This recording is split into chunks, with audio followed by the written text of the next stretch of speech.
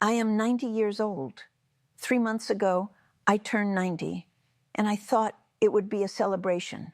It wasn't. It was the emotional funeral of the person I thought I'd be at this age. At 80, I was still me. At 90, I'm a survivor of myself. My name is Margaret Eleanor Thompson. I was born in March 1935 in a small town in Ohio. I taught elementary school for 38 years. I married at 22, had 3 children, buried one of them when he was 45. I lost my husband George 12 years ago to a sudden heart attack. I survived breast cancer at 68. And now, at 90, sitting in this small room in an assisted living facility, I see everything with a clarity so brutal, it almost hurts. Nobody told me what happens between 80 and 90. They tell you about aging in general terms. You'll slow down. Things get harder. But they don't tell you the truth. The decade between 80 and 90 is not just more of the same, but older. It's a completely different world, a world nobody prepares you for. Between my 80th birthday and my 90th, I buried 5 close friends. 5 people who were at my 80th birthday party didn't make it to my 90th. Dorothy, my best friend since teaching school together in 1958, died at 86 from a stroke. Barbara, who lived down the hall from me, died at 84 from pneumonia that her body just couldn't fight anymore. Helen, Ruth, and Patricia, all gone within this decade. When you're young, you lose people occasionally. When you're between 80 and 90, you lose them with the regularity of seasons changing. And here's what nobody tells you. You don't get used to it. Every single death hits like the first one, because these aren't just acquaintances. These are the last people on earth who remember you when you were young, who remember your children as babies, who remember your husband before the heart attack. When they die, entire chapters of your life die with them. There's nobody left to say, remember when. My body, which cooperated reasonably well at 80, began its full rebellion around 85. At 80, I could still take daily walks around the facility grounds. By 87, I needed a walker. By 89, those walks became trips to the bathroom and back, and even those left me exhausted. My knees, which supported me through 38 years of standing in classrooms, now barely support me at all. My hands, which used to embroider and knit, now tremble when I try to hold a teacup. But here's the strangest part, the most brutal part. My mind is clearer than it's ever been. While my body fails, my mind sharpens. I see everything with this cruel clarity. All the lies I lived, all the wasted worries, all the years spent chasing things that don't matter. At 30, I worried constantly about what the neighbors thought. At 50, I still cared deeply about appearances. At 70, I started questioning it. At 90, I finally see the truth. The neighbors whose opinions consumed decades of my mental energy don't even remember my name. Most of them are dead. I wasted 60 years performing for an imaginary audience. I remember lying awake at night in 1965, worrying because my curtains didn't match the other houses on the block. In 1965, 60 years ago, I let that steal sleep from me. And you want to know something? I can't even remember what color those curtains were, but I remember the anxiety that stays. I worried about money constantly. George and I were never wealthy, but we were comfortable. Teachers' salaries, careful saving. But I spent 40 years in a state of perpetual financial anxiety, always worried it wouldn't be enough. Now, at 90, I have more money than I need and no energy to spend it. We didn't take the trip to Ireland when we were 60 because we were saving for retirement. George died at 78. We never saw Ireland. The money's still in the account. I wasted 12 years not speaking to my sister over something so trivial I can barely remember what started it. 12 years. She made some comment at Thanksgiving 1988 about my parenting. I took offense. We stopped talking. We reconciled in 2000, had 12 good years before she died in 2012. But those 12 years we lost. 1988 to 2000, gone, wasted on pride so stupid I'm ashamed to even speak it aloud. I didn't tell my husband I loved him enough. We were married 58 years. You'd think in 58 years you'd say, I love you enough times that it wouldn't matter. But it does matter. Because now, at 90, what I wouldn't give to say it one more time, we were practical people, Midwestern, raised in the Depression. Affection wasn't something you displayed. It was something you assumed. And I assumed George knew. But I should have said it more. Every day, every single day, the decade between 80 and 90 taught me that time doesn't just pass. It accelerates viciously. At 30, a year feels long. At 50, years start blurring together. At 80, you think you understand time's speed. But between 80 and 90, time becomes something else entirely. A decade that should feel like 10 years felt like 10 months. I blinked, and it was gone. My 90th birthday was 3 months ago. My daughter arranged a small party here at the facility. A few residents, my 2 surviving children, 4 grandchildren. We had cake. They sang. Everyone smiled. And I sat there thinking, this is probably the last birthday party. Not because I'm morbid, because I'm realistic. The odds of making it to 91 are not terrible. 92 is pushing it. 95 is statistical miracle territory. This was likely the last time.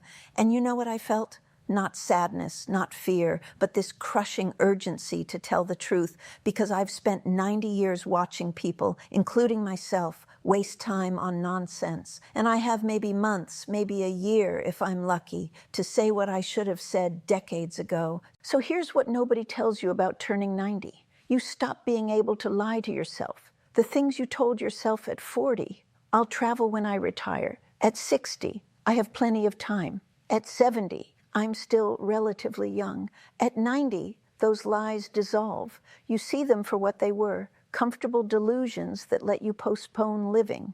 Here's what nobody tells you. Loneliness at 90 is physical. It's not just, I wish I had company.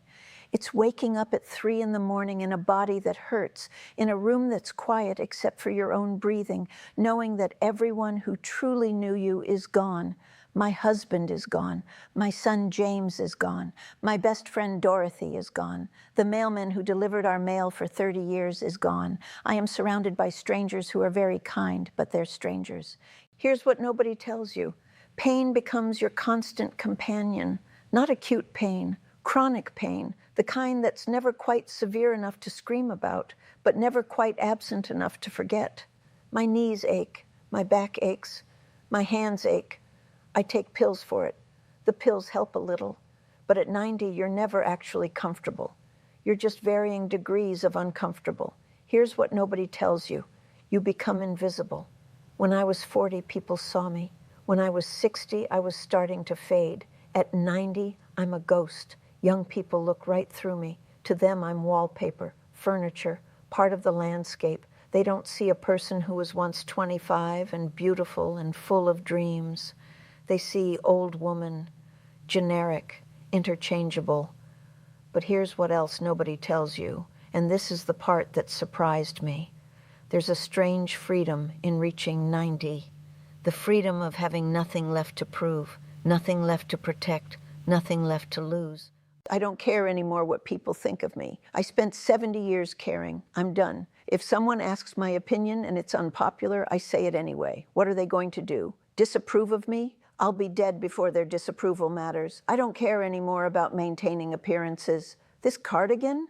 Second button is missing, replaced with one that doesn't quite match. At 40, that would have mortified me. At 90, I don't even notice until I look down. I don't care anymore about being nice in that suffocating way women of my generation were taught to be nice, to smile when we're angry, to apologize when we're right, to shrink ourselves to make others comfortable.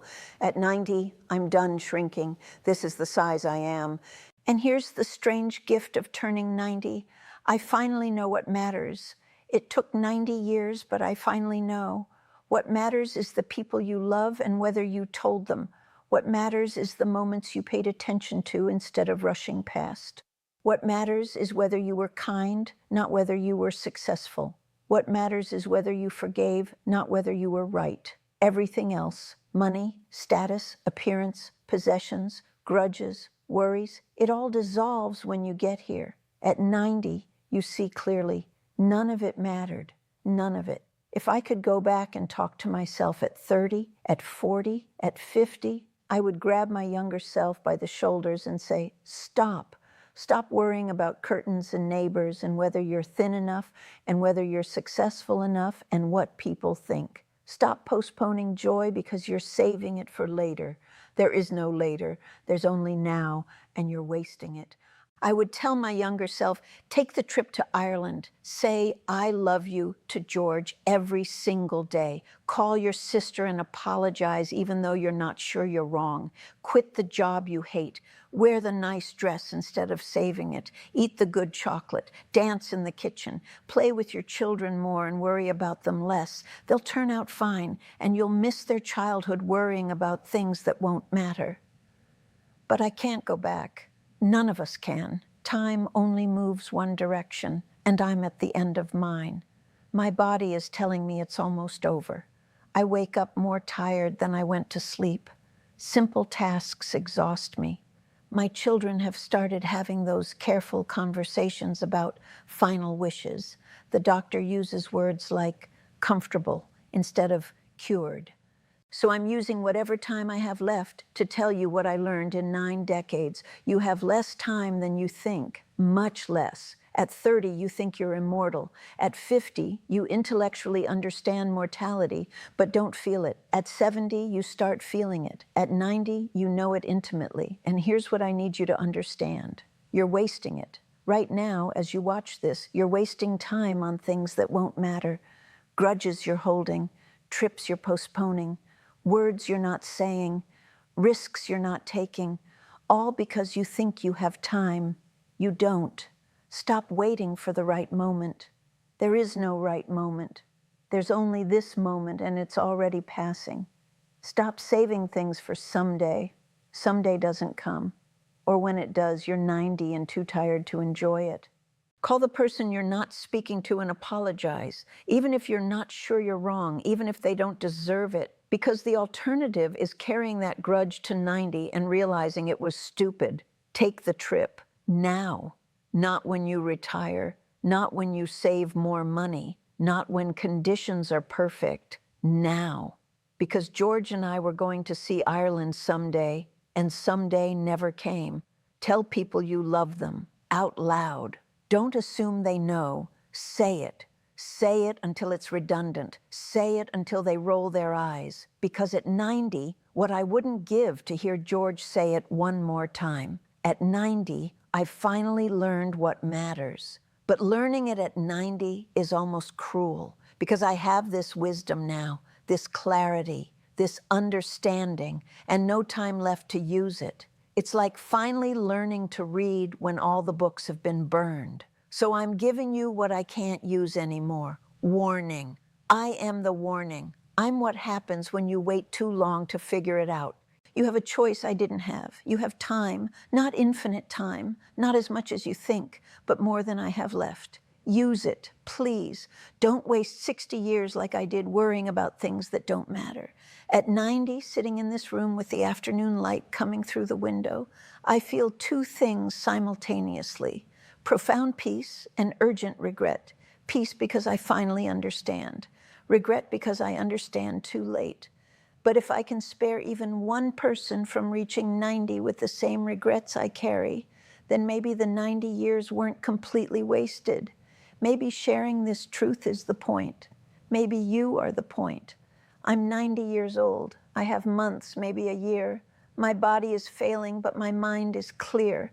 And I'm using that clarity to tell you, don't wait, don't postpone, don't save it for later. Later becomes never, becomes 90, becomes regret.